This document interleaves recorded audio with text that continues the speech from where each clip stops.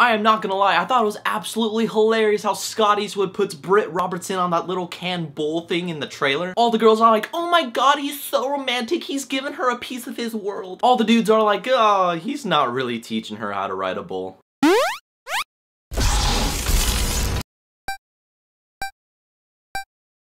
Okay, so The Longest Ride. So The Longest Ride is the 100 millionth book to movie adaptation done by Nicholas Sparks. He gave us The Vow, Dear John, The Notebook, The Last Song, and I'm not a big fan of these movies, trust me. And it's about this normal college chick played by Britt Robertson who has this dream job of becoming this huge art entrepreneur in New York, and she decides to go to this random rodeo competition near her school, and there she meets former bull riding champion played by Scott Eastwood. And you guys know what happens, guy meets girl, girl meets guy, guy asks girl on a date, and then they start a relationship. And in the night of their first date, they come across a car crash with an old man inside played by Alan Alda, and I think that's how you say his name. And while Britt Robertson is taking care of him in the hospital, he has her reading love letters that he wrote for his belated wife. And you start to see that the old man's love story and Britt Robertson's love story with Scott Eastwood intertwine. Now I'm gonna be completely honest with you, I was ready to tear this movie a new asshole before going into it. Cause you know, it's a Nicholas Sparks movie, it has its ups and downs and most of them are boring as shit. But I am here to confirm that The Longest Ride wasn't as bad as I thought it was gonna be. I'm not saying that the movie's good or anything, I'm just saying that there were some things that I liked about the movie. And those things are the main couple that is shown in the poster played by Britt Robertson and Scott Eastwood. I really like these two together. You actually bought them as a real couple and you're like,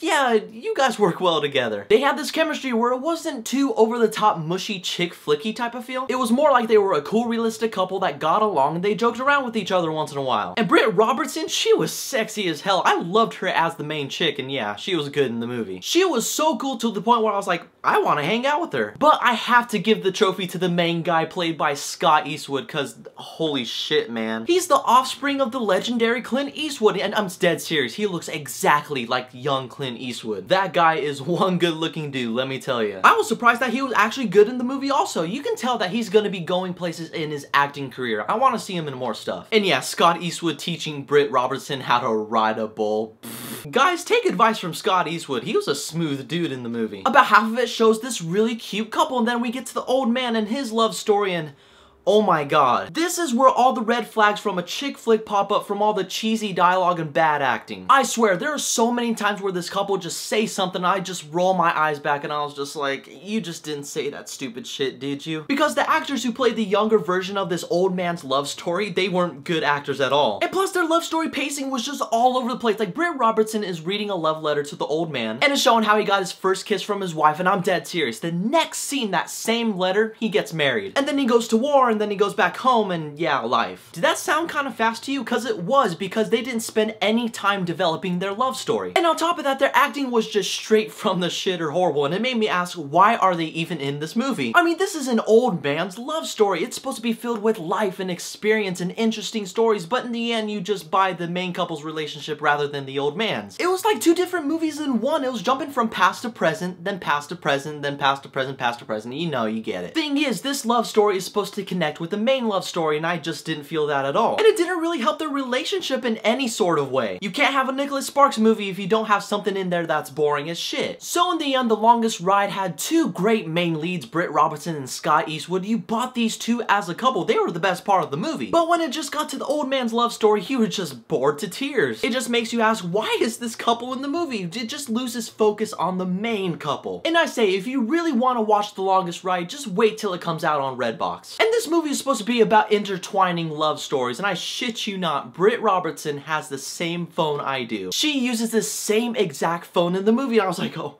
it's meant to be. Either that or this just could be a chick phone. Have you guys seen The Longest Ride? What did you guys think about it? Whatever your thoughts are, leave a comment below. And as always, there's a link for my Twitter and my Facebook in the description as well. Keep in contact with me. Don't forget to hit that subscribe button. But in the meantime, I have to get going.